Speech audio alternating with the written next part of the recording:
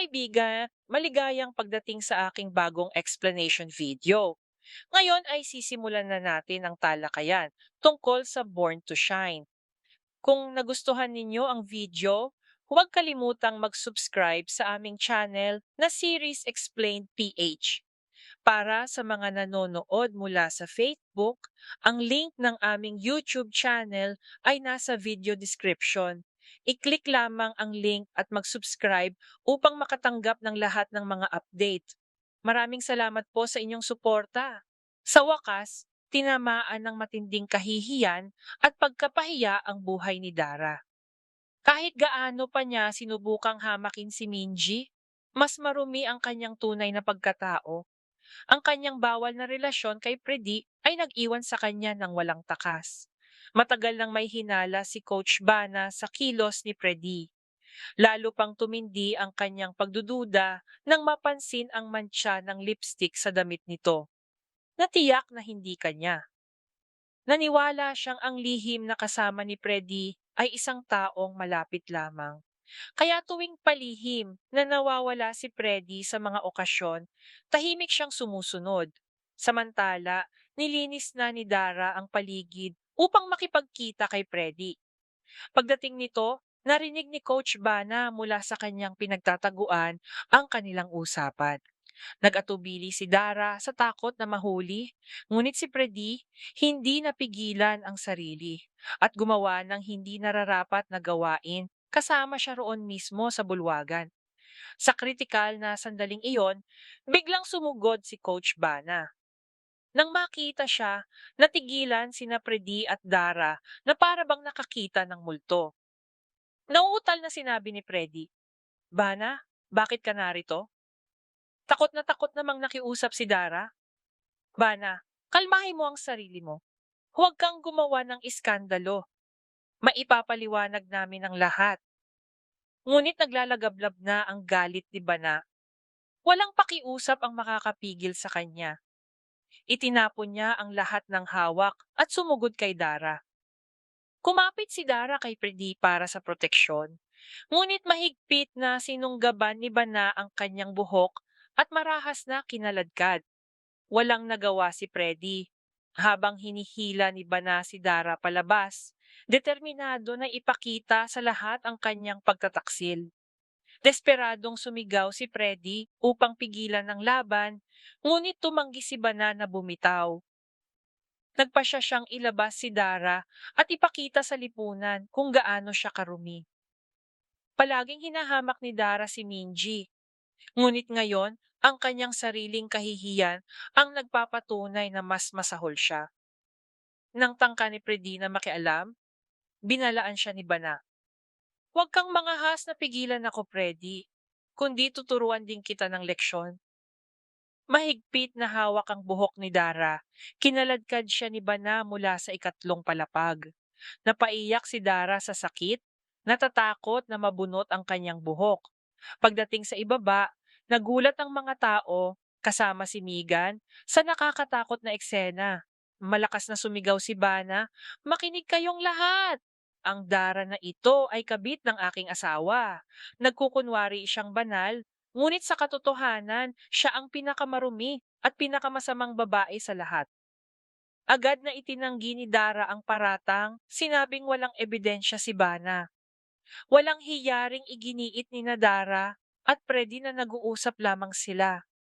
Sa sandaling iyon, natanto ni Bana ang kanyang pinakamalaking pagkakamali. Sa kanyang matinding galit, nakalimutan niyang kumuha ng larawan o video ng kanilang pagiging malapit. Nang walang hindi matatawarang ebidensya, tila walang basehan ang kanyang mga salita para sa marami. Naguluhan ang mga tao, hindi alam kung sino ang paniniwalaan. Maging si Megan ay nagtanong kay Dara, "Totoo bang may relasyon ka kay Coach Freddy?" Mariing itinanggi ni Dara. Nag-aalab pa rin ang mukha ni Bana sa galit, habang gusot na gusot ang buhok ni Dara sa pagkakahila. Upang ibaling ang sitwasyon sa kanilang pabor, mabilis na kinuha ni Freddy ang mikropono at malakas na idineklara, "Lahat ng sinasabi ng aking asawang si Bana ay kasinungalingan." Gumagawa lamang siya ng kwento mula sa walang basehang selos at hinala. Nag-uusap lamang kami ni Dara, wala nang iba. Ang salaysay na ito ay nagtatampok ng galit ni Coach Bana, pagtanggi ni Freddy, kahihiyan ni Dara, at pagkalito ng tao, pinagdurugtong ang pagtataksil, pagbubunyag, at pakikibaka para sa ebidensya sa dramatikong rurok. Nanggalit si Coach Bana laban sa sarili, hindi mapakali at pinahihirapan ng konsensya nang matanto niyang nagawa niya ang malaking pagkakamali sa pag-atake ng walang nakuhang ebidensyang video. Dahil dito, nagkaroon ng pagkakataon sina Dara at Megan na baligtarin ang sitwasyon. Sumigaw si Megan ng pagbabanta, idineklara nilang magsasampa sila ng kaso laban kay Bana dahil sa pisikal na pananakit. Biglang nagbago ang takbo ng pangyayari. Bagamat sila ang may sala, sina Dara at Megan, ngayon ay naghangad na hilahin si Bana sa korte. Ngunit hindi natakot si Bana. Buong tapang niyang hinamon sila. Sinabing sa korte, mapapatunayan ang katotohanan. Walang hiya si Freddy na lumapit kay Bana. Nagkukunwaring walang nangyari. Pinapakalma siya at pinipigilan ang kanyang pag-iyak. Ngunit mariing idineklara ni Bana na matapos ang ganoong pagtataksil, imposible na ang kapayapaan. Agad niyang napagpasyahang putulin ang lahat ng ugnayang mag-asawa kay Freddy. Nagmakaawa si Freddy, nagpupumilit na panatilihin ang relasyon, lalo na sa harap ng mga vlogger at kamera, nagkukunwaring mabuting tao. Ngunit nanatiling matatag si Bana. Inutusan niyang umalis si Freddy sa kanilang tahanan at manirahan na lamang kay Dara. Malinaw na wala na siyang lugar sa kanyang pamilya. Bagamat lihim na pinag-isipan ni Freddy na tapusin ang relasyon kay Dara, hindi na pinaniwalaan ni Bana ang kanyang mga salita o pagsisisi. Ngunit hindi maaaring manatiling nakatago ang kasalanan. Di naglaon, hinarap ni Dara, Megan at Freddy ang mabigat na kaparusahan. Nakalap ni Jenny at Bana ang hindi matatawarang ebidensya at mga dokumento na naglantad sa lahat ng kanilang krimen. Bilang resulta, mahigpit na aksyong legal ang isinagawa laban sa tatlo at sila'y inaresto at ikinulong. Sa loob ng madilim na selda, mapait na umiyak sina Dara at Megan habang si Freddy ay nagmakaawa kay Bana mula sa likod ng rehas na siya'y palayain. Ngunit nakatayo sa labas ng kulungan, kalmado, ngunit mariing sinabi ni Bana, para sa inyong masasamang gawain, ang kulungang ito lamang ang nararapat na lugar. Mabubulok kayo rito at pagbabayaran ang inyong mga kasalanan. Sa gayon, ang matagal na pakana ni Megan laban kay Jenny ay umabot sa malaking kasong legal, nagtapos sa tagumpay ng katotohanan. Umabot na sa rurok ang tunggalian ni Jenny at Megan. Kahit na pinaalis si Jenny mula sa grupong Rumi, hindi nawala ang selos at galit ni Megan. Hindi pumayag si Jenny na makaligtas si Megan ng walang kaparusahan, kaya nagsimula siyang mangalap ng lahat ng posibleng ebidensya laban sa kanya. Nakakuha siya ng video mula sa kanyang mga kaibigan sa grupong Nixie na nagpapakita kung paano sina Johnny Megan na i-disconnecta ang mga instrumento sa kanyang performance. Isa-isang nailantad ang mga krimen at tuluyan nang nagpasya si Jenny na hinding-hindi niya patatawarin si Megan. Itinatampok ng salaysay na ito ang desisyon ni Coach Bana, pagbagsak ni Freddy, pagkakalantad ni Megan at paninindigan ni Jenny. Pinagdurugtong ang pagtataksil, hustisya at tagumpay ng katotohanan sa dramatikong rurok. Samantala, nabulag si Megan sa tagumpay ni Jenny, nagsimulang gayahin siya at sinubukang magtatag ng sarili bilang solo singer.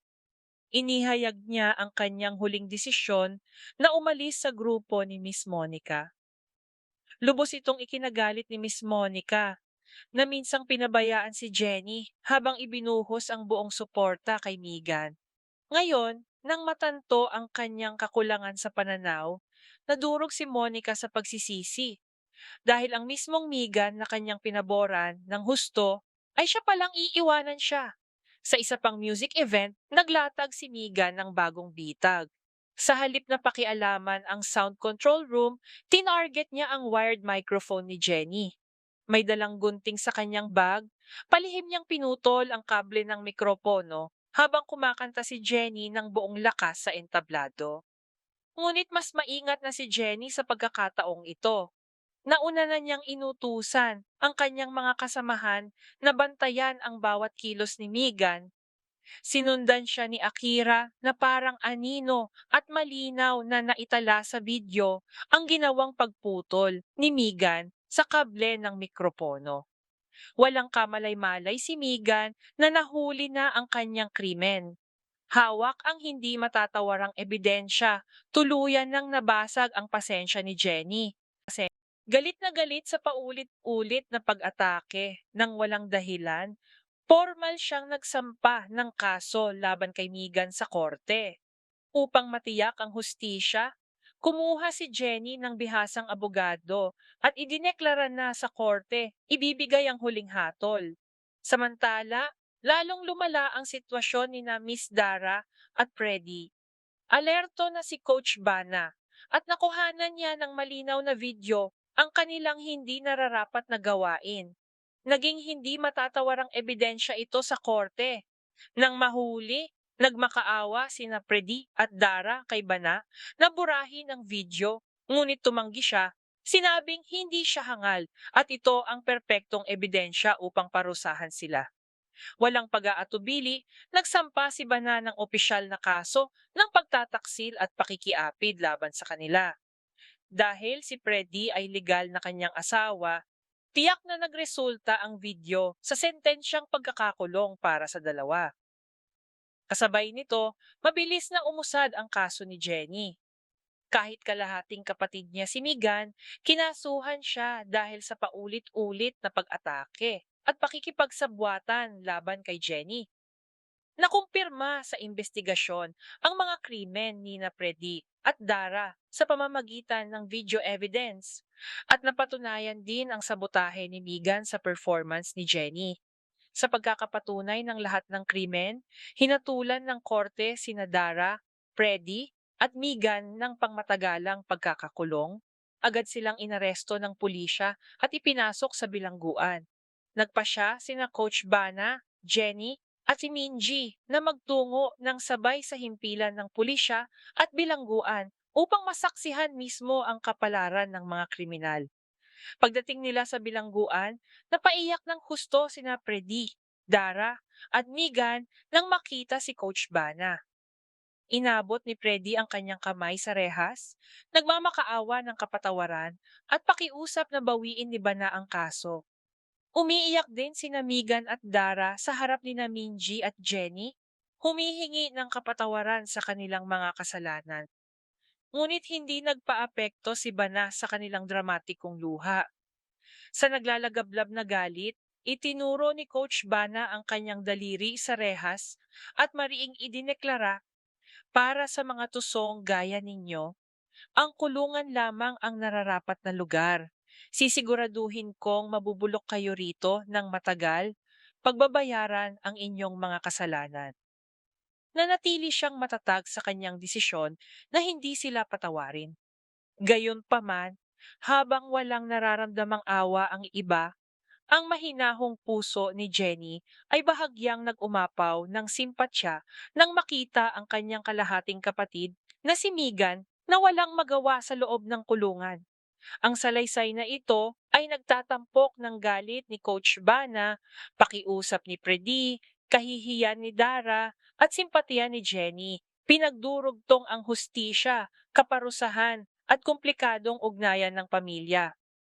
Maraming salamat sa panonood ng buong video. Para mapanood ang susunod na episode explanation, huwag kalimutang mag-subscribe Series Explained PH channel